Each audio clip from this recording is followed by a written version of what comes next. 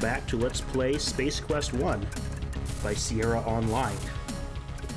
The reason we're back here at the Newlands Flats bar instead of at the Deltaur is that there's a couple things I forgot to show.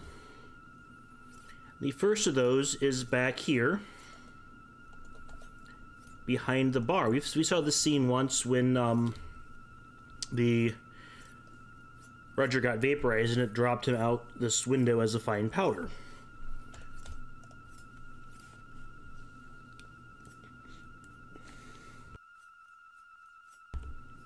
If you go through the pile of dust, you can sometimes find buckazoids.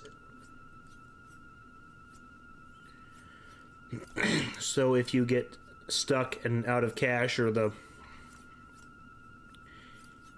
whatever, you can come here and get a few extra bucks. Second, there it's dropping some other poor gambler.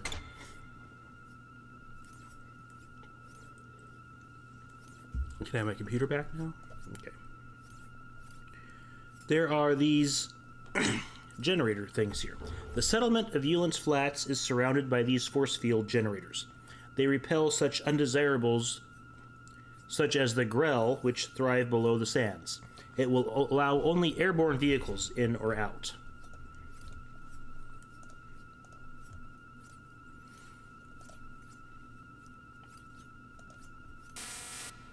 Ouch, that hurt. You are standing next to the protective barrier encircling Newlands Flats. Due to the fact that you are land-based, you are not able to pass.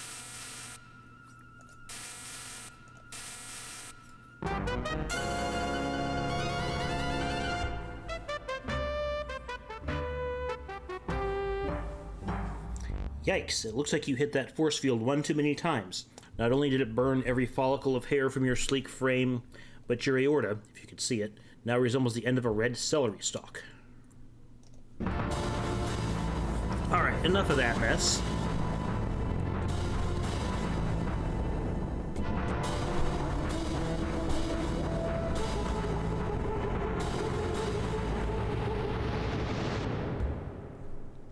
Sensors indicate a large ship in this sector. I wonder who it could be. We'll continue to scan for an ID.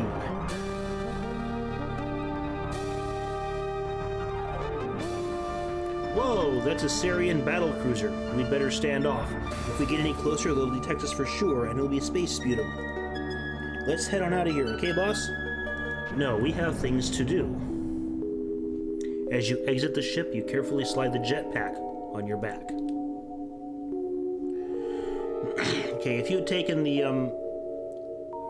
guy in the striped suit back at Newlands Flats' first offer, I think it was 25 buckazoids and no jetpack, then you would get stuck here and have no idea that there ever was a jetpack, or what you did wrong.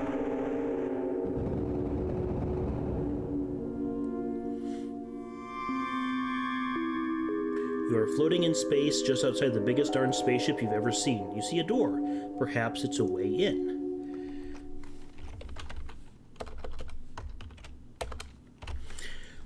Perhaps it's a good place to save our game. And let's explore. I'm in no hurry to go inside there.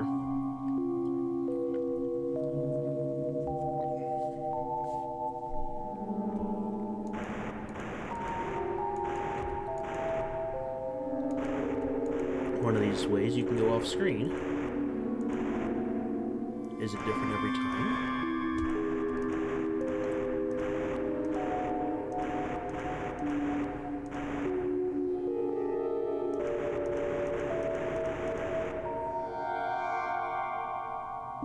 Do you eventually run out of jetpack?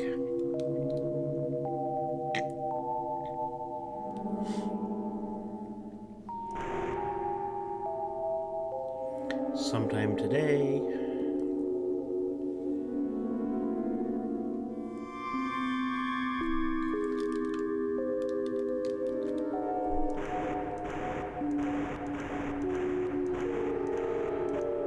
There we go.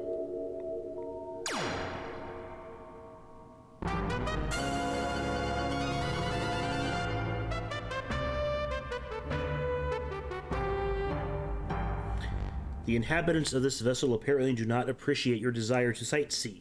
I guess it's a good idea not to be wandering around the outside this ship. You were a carbon-based being. You're just carbon. Okay, that could have gone through a few more rounds of proofreading. It's a handle. Let's handle the handle.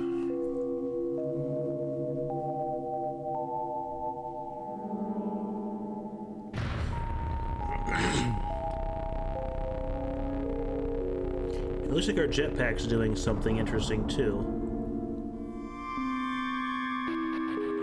Yep, there it goes.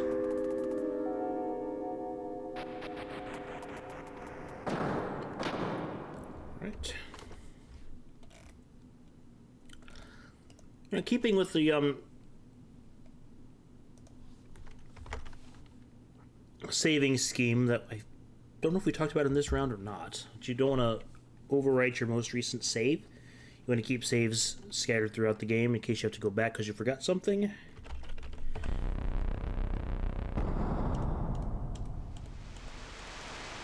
appears to be a decontamination unit, something like the ones used to zap Andromedan cockroaches aboard the Arcada. You wonder what it's here for. Your overheating backpack lies smoking on the floor. You hope it doesn't explode.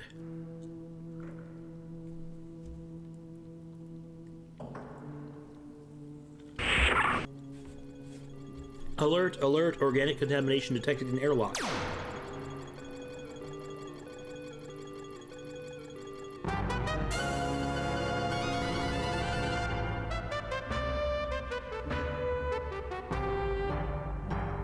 Those laser shots are incredibly effective, as your body will attest. Being in plain sight probably didn't help you much. Right, easy enough to solve. Just go over here and wait. Away from the door, where the thing won't see you.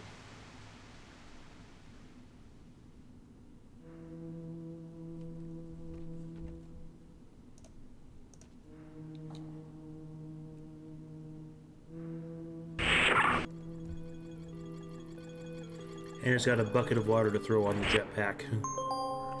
Alright. We are now out of the airlock proper, and it's time to go into the Deltaur itself. I don't know why it's taking so long to give me my cursor back.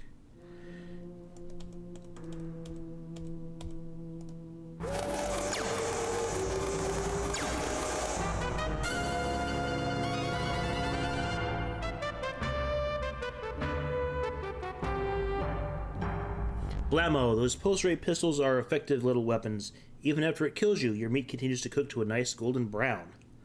Try not to get shot in the future. Even if your life isn't worth much, think about the rest of the universe. Alright, so that's not going to work. And there's actually two ways around this. Give me a moment here. My grill cover's about to blow away. Alright, while I was out putting the grill cover back on, it looks like the game advanced. It sounds like someone or something is approaching. What are the odds that's not going to end well for Roger either?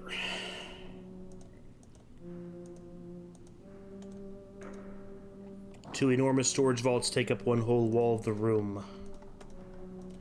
The trunk is unremarkable in every way. An air shaft protrudes from the wall above your head. It's covered by a vent grill.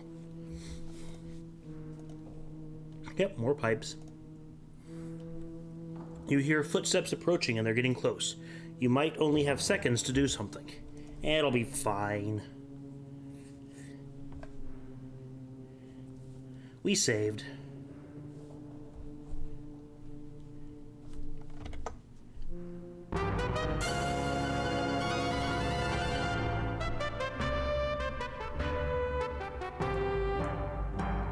Bingo, he got you. You might consider not being around when these guys are shooting. Those things hurt. Alright, so there's two ways forward from here. One of them, I think, doesn't get you as many points, so we're going to do that one first. So I like to do it once. Is to use your Xenon Army Knife to pry open this trunk and climb in.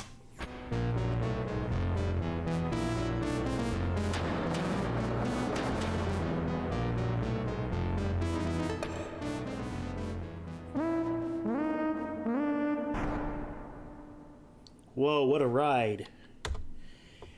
We are in a different room of the Arcada, with the Deltaur, with the same basic configuration, except on this wall, there's a laundry machine with a load of dirty Sarien uniform components.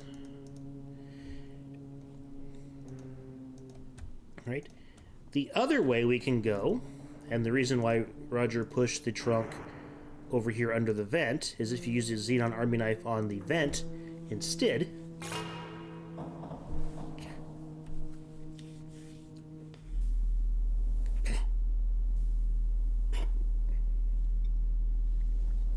you end up right inside this vent. If you go down 4 or 5 or 6 screens, or up 1 screen, you have to keep clicking to make Roger do anything here. With a mighty wimpy kick, you manage to hurt your foot. However, the vent grill opens.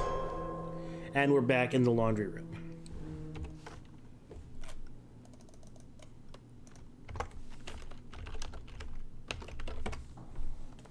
And again, somebody's going to come in here and zap us if we don't hurry up. I'll save us watching that.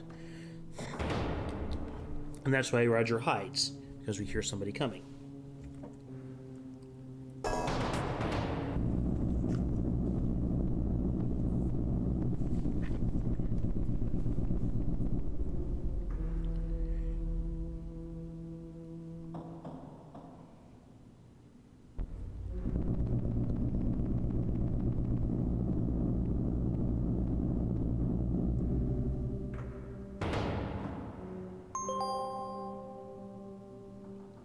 Darn static cling. Hey, look at that! By the most amazing stroke of luck, you've traded in your extremely conspicuous Xenon spacesuit for a Sarien officer's uniform, complete with helmet.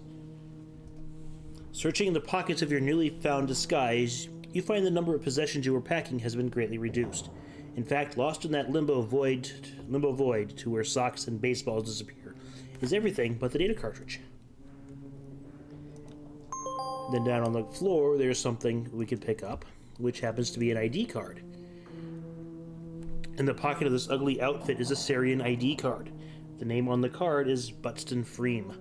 You wonder if this is a common Sarien name, and if it is, you're glad you're not Sarien. Not sure if that's a joke I should recognize from somewhere.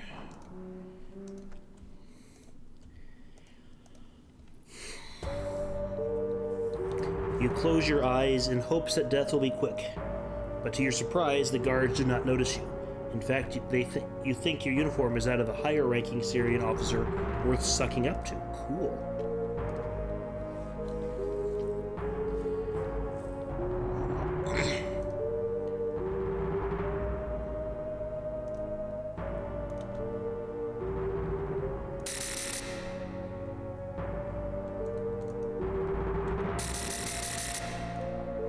One of those gruesome red-suited Sariens is patrolling the hallways looking for intruders to toast.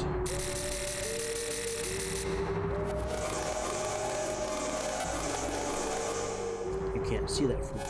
This is the room we left, or the airlock room that we came into in. And this is a computer terminal that we could read the star generator cartridge if we hadn't before. And this takes us back to the room with the 2 elevators. The right elevator is identical to the left, except for the ugly green guy standing in front of it.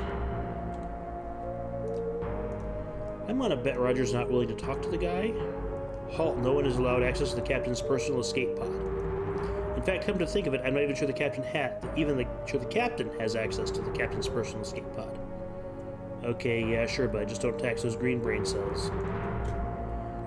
Okay, so there's nothing up here.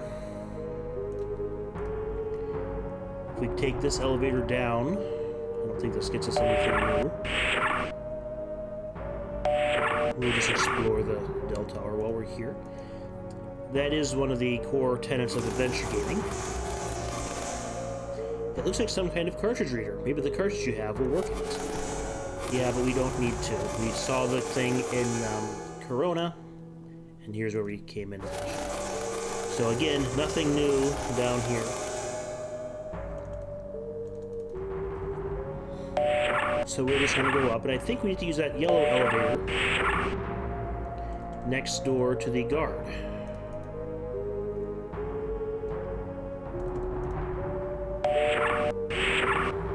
And this will take us down here to the green door. The officer, they all salute the officer. Nothing really down here. If you look at all the cool, vaguely 50s sci-fi toys there, you get interesting messages, but I'm not going to bother with them. This is the biggest, toughest, not to mention ugliest Sarien guard you've ever seen. At present, he is diligently guarding the star generator from intruders such as yourself. He's wearing some sort of gadget on his belt, but from here you can't tell what its purpose might be. If you touch him, he might touch you back. This is a guy of few words, none of them for you.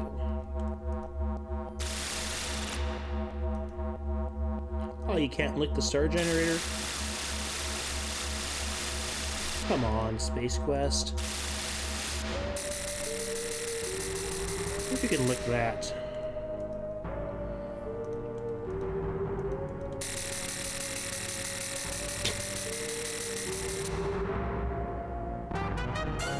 Gee, that must have been a pretty powerful energy beam, seeing how it reduced you to a pile of carbonized matter. Alright.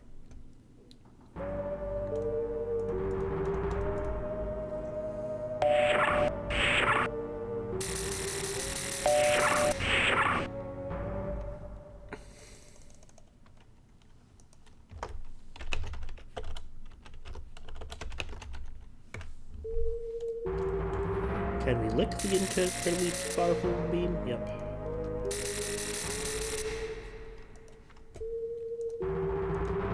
We'll just restore before that happened. And this yellow elevator, let's see, it goes, or orange elevator, goes up to the next floor.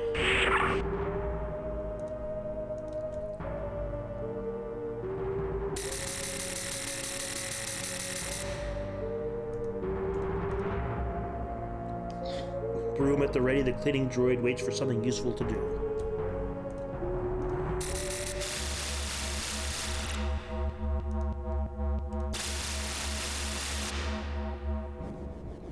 Oh, welcome to the weapons dispensary, I guess. I've got an IQ of 5,000, but they feel I'm only good enough to dispense weapons like some whimpering puppy dog.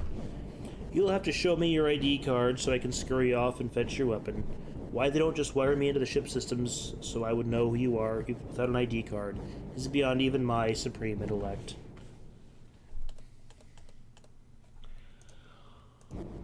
You carbon-based life forms are so annoying. My counterpart at Yulin's Flats on Corona told me about this one pesky humanoid in a grungy blue spacesuit who just kept pestering him. Oh, why does committing genocide seem like such a good idea right now? Go away, I'm not talking to you. Alright, well,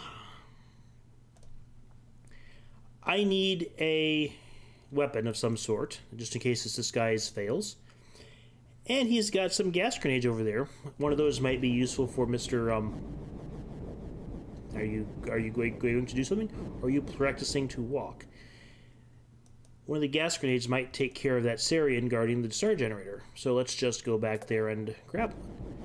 Oh dear, how inconvenient. Another life form is in a restricted area. How your race manages not to vaporize itself into extinction is beyond me. I guess I'll have to be polite about this. Pardon me for terminating you. The old anvil in the ceiling trick, favorite of Looney Tunes.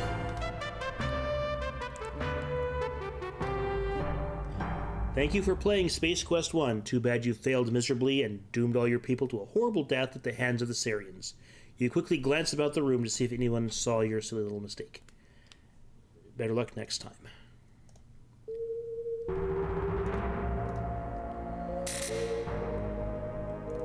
See, this is why you save repeatedly, especially when you know something could go wrong.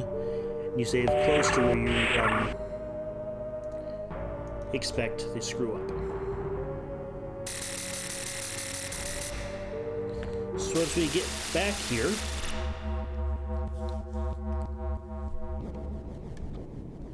you have to show me your ID card so I can get you a weapon. Alright, so if I give him my ID card... Oh, how clever. You have an ID card, and my, what a lovely photo of a pre-proto-organic biped you have, too. I guess I'll use my vast resources to fetch your silly weapon for you. Please wait here if you can handle such a simple command. I'm Roger Wilco. I don't have to follow your commands.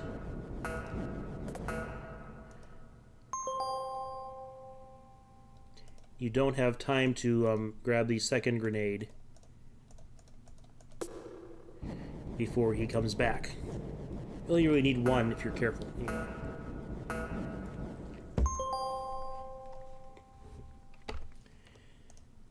All right.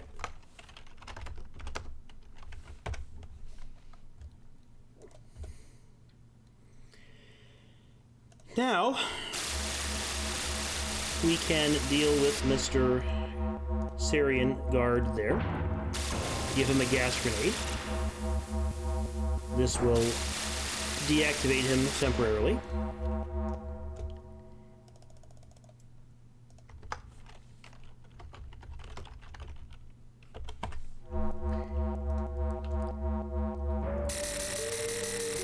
So we can continue here.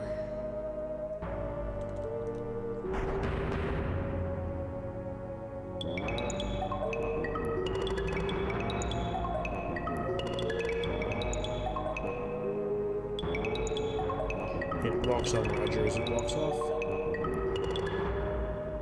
My, aren't you the clumsy one? Because of your inability to walk without falling on your face, your helmet has been collected by the trash droid. Now you've blown your cover. The Sariens are sure to shoot first and ask questions later. You know what? Me too. So I'm going to dig out the pulse ray and make it the active inventory item.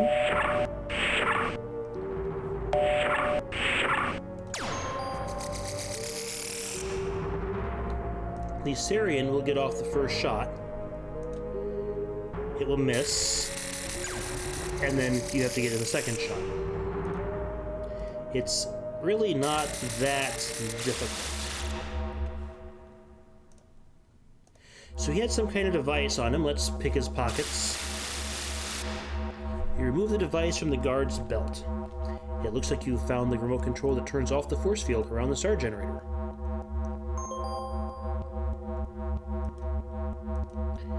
Sputnik in phony Cyrillic, non-actual wording.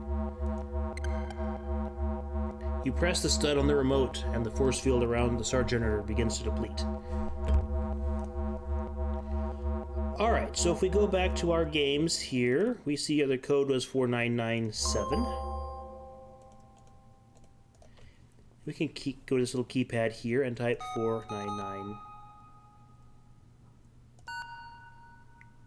We can... Hey, one shouldn't attempt to manipulate oneself in a family game. Yeah, that's what Leisure Suit Larry is for. Alright, so that was 4997. If not, we're pausing here while I launch my video editor. Dang it.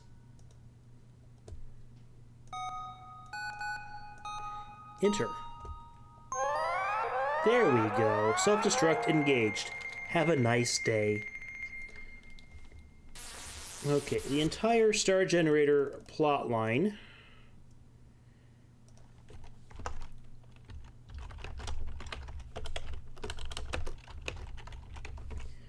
is heavily based on Star Trek II and its Genesis device. The Klingons wanted Genesis not because it's a powerful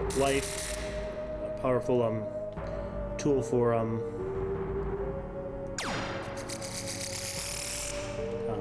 actually I think I'm gonna go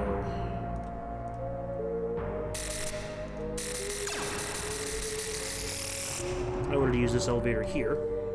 The Klingons wanted the star generator because they saw it as a weapon, not as a life-saving device. Okay, now that he's not guarding the access to the captain's personal escape pod, I think it's time for some borrowing of escape vehicles.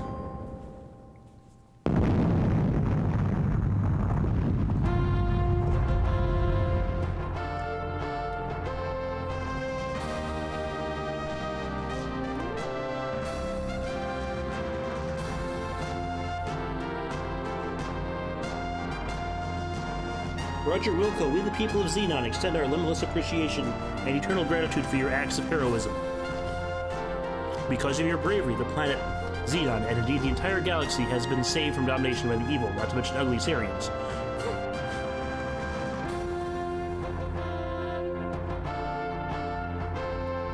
It is my honor to present you with the coveted golden mop, a symbol of pride and accomplishment to members of your esteemed profession. That's King Graham from the King's Quest series, by the way. Tell by the hat. Henceforth and for all time, you'll be known as Hero of Xenon.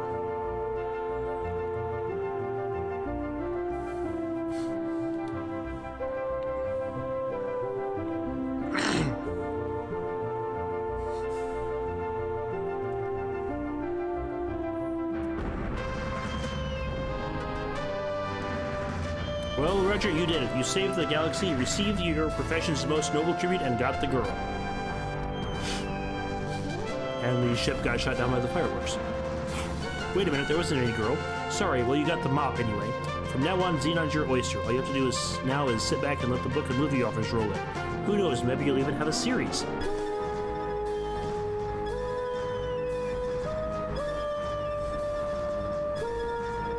And now, as the sun sets on the beautiful, peaceful blue planet Xenon, Roger and Roger Wilco's first venture, yes, I'm afraid there are more, we hope you will remain in your seat long enough to let us express our limitless appreciation. These boxes are timed, and it's very difficult to read them. That's why I'm putting the mouse up in the title bar. My allergies are kicking in, so that's why I'm having problems there. And here we have the credits for the game. Space Quest 1, as one of the original Sierra adventures, is short and to the point. They did not have the resources to waste on all kinds of extra scenery, extra stuff. And it does a pretty good job of sending up all of the classic sci-fi things that we all know and love, Star Trek and Star Wars and a bunch of other stuff, more obscure stuff from the 50s and 60s.